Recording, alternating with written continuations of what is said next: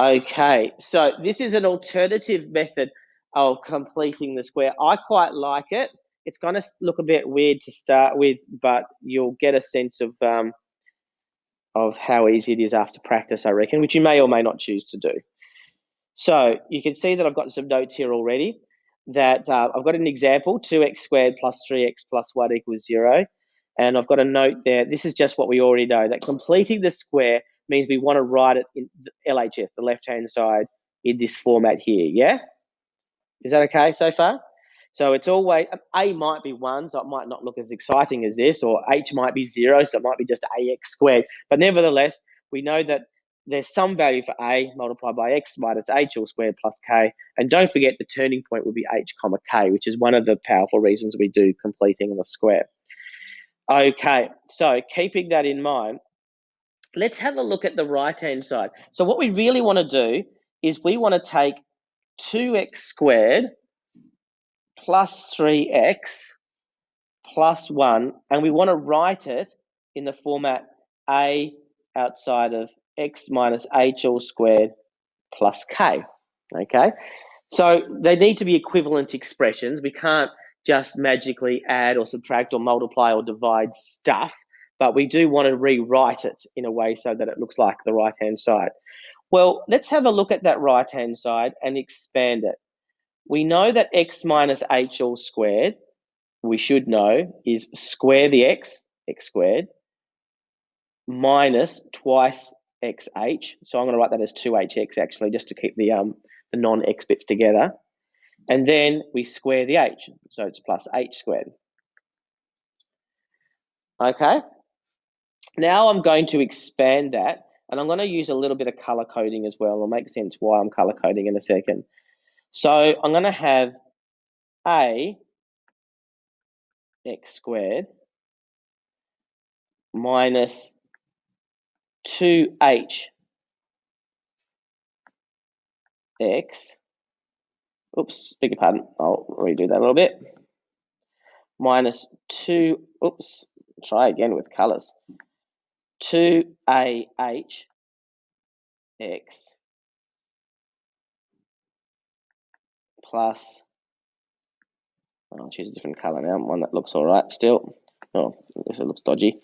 Ah squared plus k. Okay, don't worry about the coloring for the time being, but that's just expanding the A across the brackets there. Is that okay so far? Now, every single time we complete the square, the expansion will look exactly the same. It'll be ax squared minus 2ahx plus ah squared, and then we'll have a plus k on the end. Always, always, always. So although that might look a bit tricky to you right now, if you've done it 50 times, it's not going to be tricky. It's just an expansion of a perfect square and then multiplying everything through by a. Okay, so what we're going to do now is we're going to use a technique called equating coefficients. And equating coefficients simply says this. If on the left-hand side, the x squared term is, has a 2 as the coefficient, and on the right-hand side, the only x squared term is ax squared, then a must be equal to 2. If on the left-hand side, the only x squared term is 2x squared, and what I'll do is I'll just color code it now by putting a blue underline under it. And on the right-hand side, the x squared term is a, then a must be equal to 2. They must be connected. There's no other way of doing it. So we look at the x squared term and we can conclude that a is equal to 2. We have equated the coefficients of x squared. Okay, we've set them equal. Let's do the same thing with the x term. So can you see I'm going down in powers here? X squared, then x. If on the left-hand side, excuse me, I've done it in red, so I'll just put a red underline underneath it. We have 3 as the coefficient of x, and on the right-hand side, we have negative 2ah as the coefficient of x here, then it must be that negative 2AH is equal to 3. So negative 2AH is equal to 3. Good so far? Equating coefficients. Very powerful. Now that's got two unknowns in it, but good news is above, we've already worked out that A is equal to 2.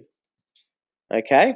So we've actually got negative 2 times 2 times H.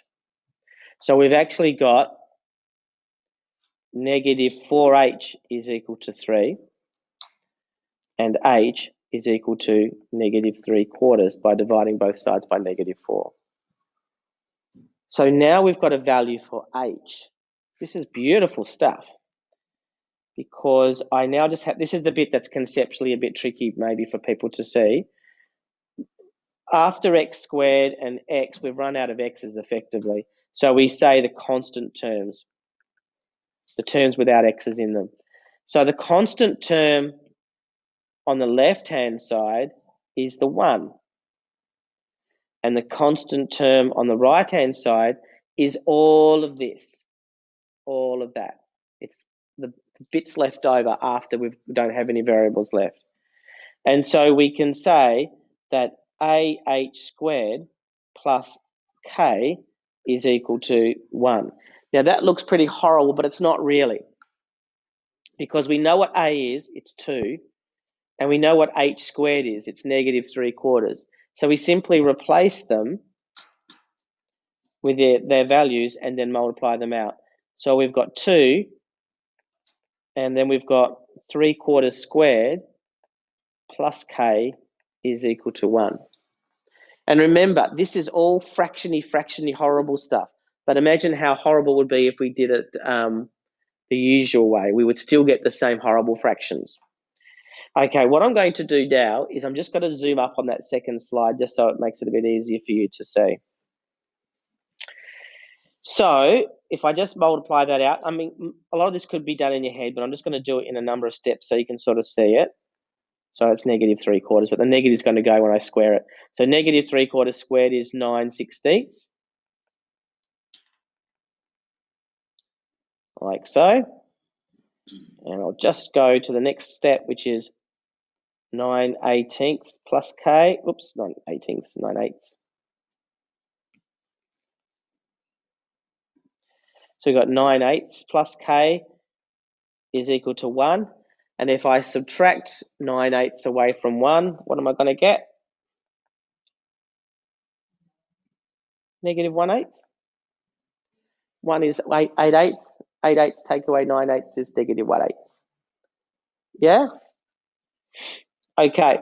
The good news is you're done. That's basically, you just got to put it all together. I'm going to zoom out now so we can see it all.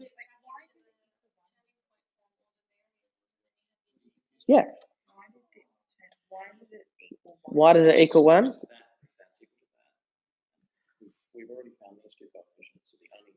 So just to reiterate for the video, so I don't just have a pause of silence so what Jeremy's explaining, this is the constant term on the left-hand side. It's the term without any x's in it.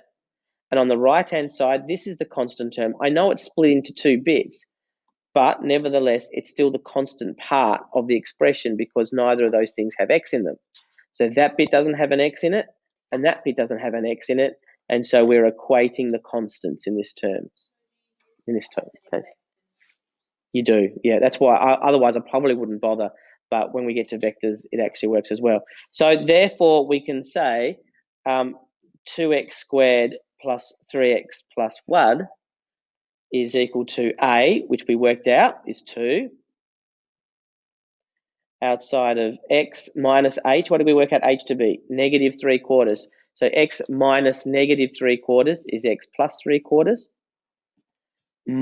plus k, and k is negative 1/8. So adding a negative is the same as subtracting, so it's minus 1/8.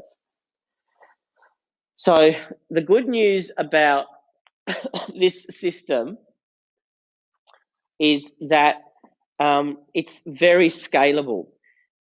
If I had chosen a really nice, simple example, these numbers would have worked out beautifully simply, and you would have gone, oh, that's nice and simple.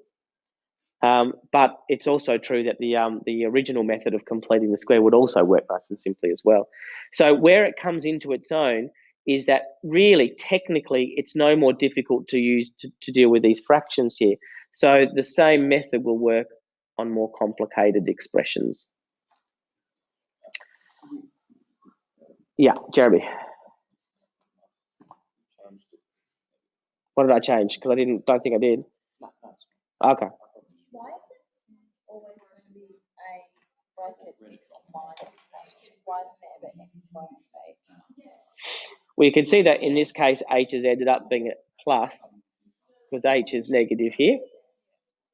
So you can get a plus inside, just depends on the value of h. The reason why we write it as x minus h all squared is because of that idea that a horizontal translation sort of goes in the opposite direction. So by writing it in minus h format, it kind of takes into account the fact that it's shifting the other way.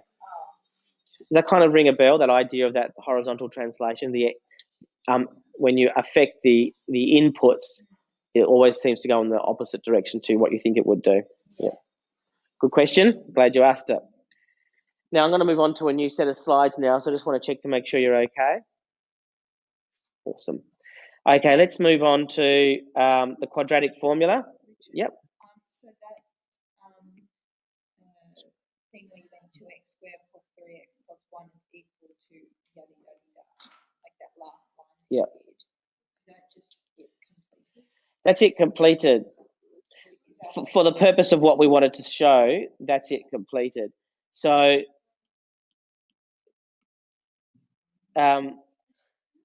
once we've got it into this format, you will then want to do other things with it. So for example, from this format, I can solve to work out what x is, and I've done that. I did that last term. If I was graphing it, I would use the coordinates minus 3/4, minus 8 as my turning point. Okay, so completing the square gets it into what's called turning point form. It allows you to fairly quickly, I'm not going to do it because the fractions will just make it more complicated than I want to look at today, but you can fairly quickly work out what the value of x is from this if you set that equal to 0, and very quickly work out what the turning point is because they're basically given to you right there. Okay, so that's why it's a desirable thing to know how to complete the square. It's always the opposite sign to what it says here. Yeah, I have explained in previous lessons, so I won't go through it now because I'll be repeating stuff and I don't really have time to. But if you look back in your notes, you'll see that we've talked about why this changes sign. Yeah, it's got to do with those transformations again. So quadratic formula, we looked at it last lesson. I'll repeat it here for you.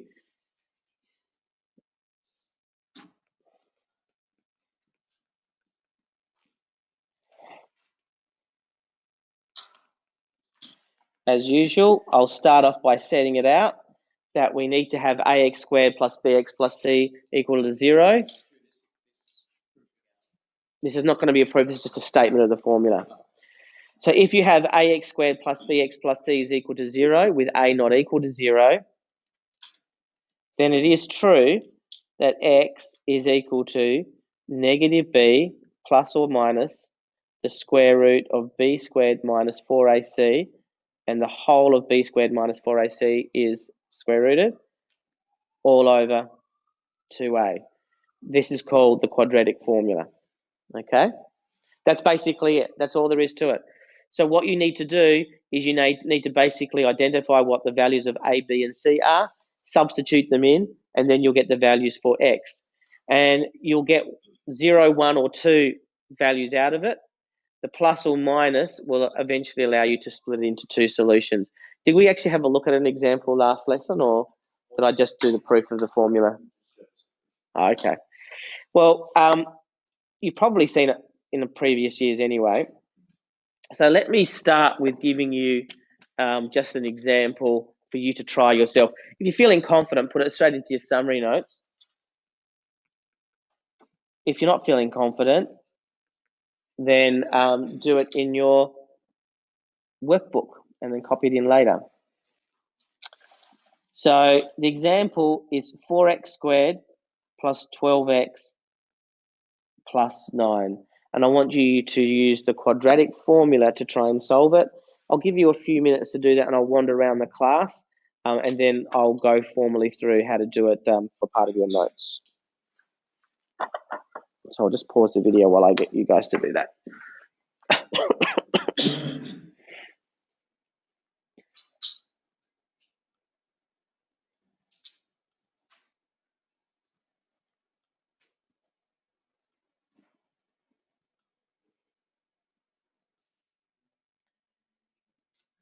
Okay, here we go. So we will quickly solve this. I know you've done it already, so you should be okay. So as I said to you, whilst you're doing your solutions, I normally start by writing it down. A equals 4, B equals 12, C equals 9. One thing I should point out is that before you attempt the quadratic formula, you really should see if there's a common factor, and there isn't here. Let's just say it was 4x squared plus 12x plus 6. And if there's a common factor, you should divide through by that common factor first. Okay, because you just want to deal with the smallest possible numbers here. If you forget to do it, it'll still work, but again, you're making harder work for yourself. So having identified A, B, and C, we simply write down the quadratic formula and we substitute the numbers in. So I've got negative 12 plus the square root, plus or minus the square root of B squared, 144, minus 4AC,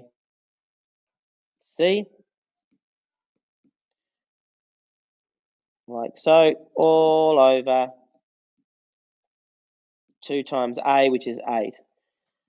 Okay, so you can sort of see, I'm trying to model how I actually solve problems most of the time, and that is when the number's fairly easy to do in my head, like B squared, like 12 squared and stuff, I do it in my head. But as soon as I need to keep a couple of calculations in my head, I tend, like I did over here, I tend to write them down and just worry about them later. So it's negative 12 plus or minus the square root of 144 minus, let's see now, 9 4s are 36. 36 times 4 is 144.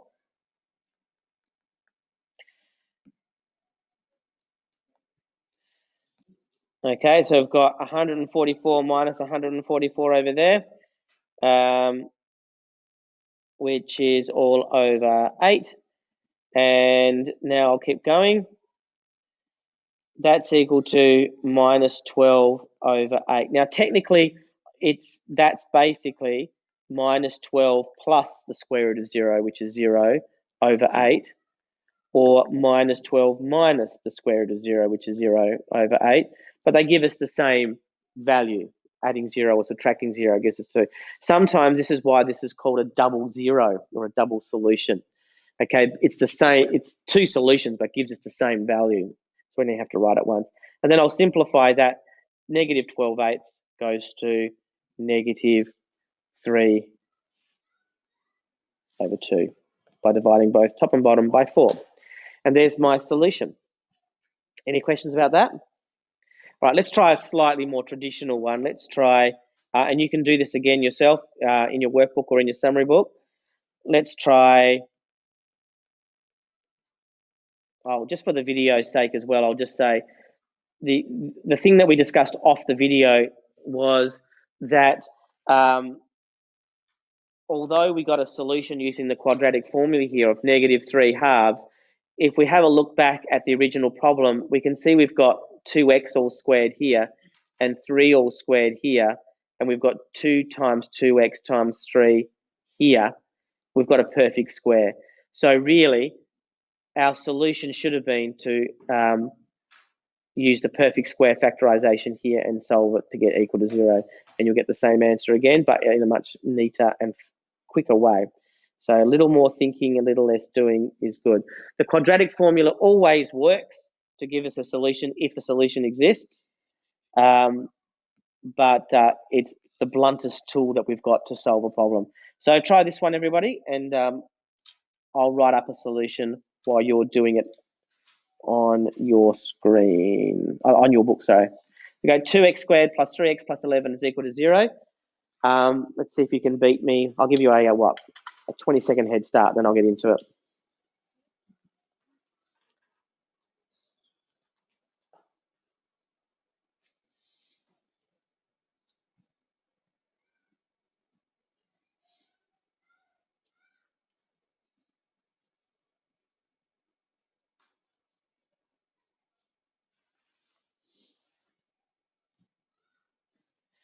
Okay, let's see if you can beat me.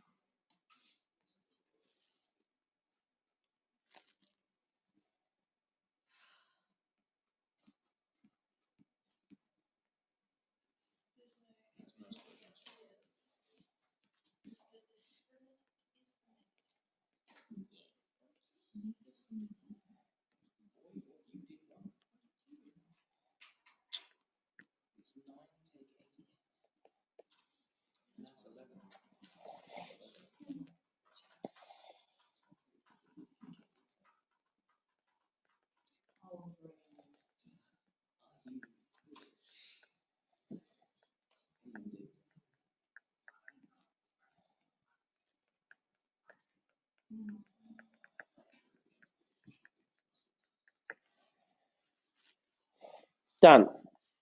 Excuse me. Whoa, you can't see a thing. It's gone off the screen. Hang on. There we go. Oh, isn't it? Negative what? Yeah. I'd like to blame it on my sickness, but we know that's not true.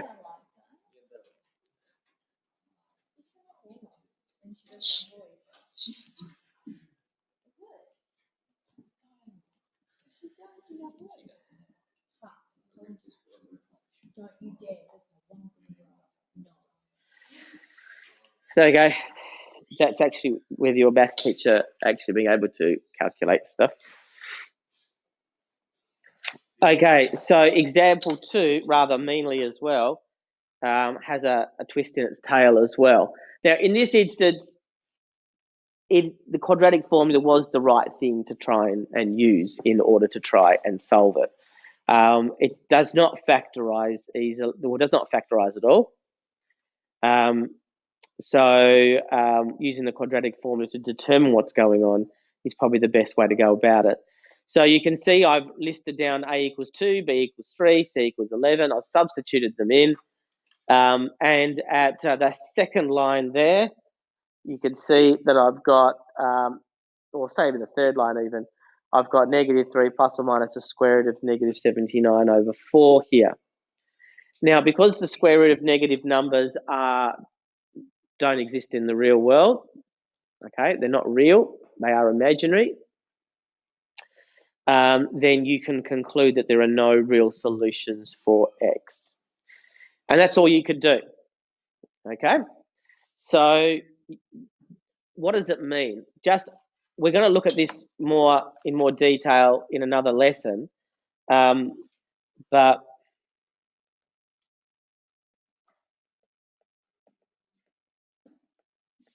in fact, what I might do is I might say, what do these mean?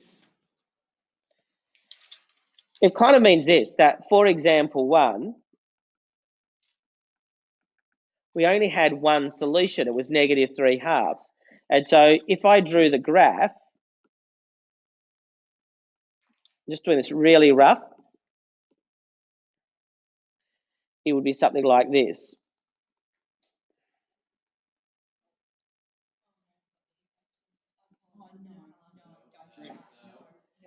And example 2,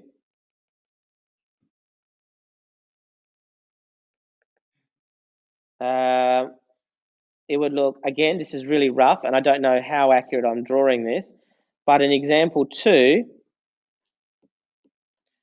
should do my labels and stuff, I'm just being too rough here. We'll have no solution, and so it will look something like like that. It floats. Yeah, it might be underneath the water. So in example 1, you could see that it has an intercept, but rather than cutting through the x-axis, it touches it at -3/2 before returning, going back the other way. So it bounces at -3/2. In example 2, where we had no solutions, we instead had the graph entirely above the x-axis. Okay. I know that it's above the x-axis because the value of A is positive, so I know that it's a smiley graph. If the value of A was negative, then I'll just draw it in red, well, not red, just point it out. It would be somewhere down here instead, okay, entirely below the x-axis. But you can see that there is no solution below that point. So there's no solution for x. Is that all making sense? Alrighty, so for the rest of this lesson then, actually, I'll just stop the recording there and I'll just say a couple of things.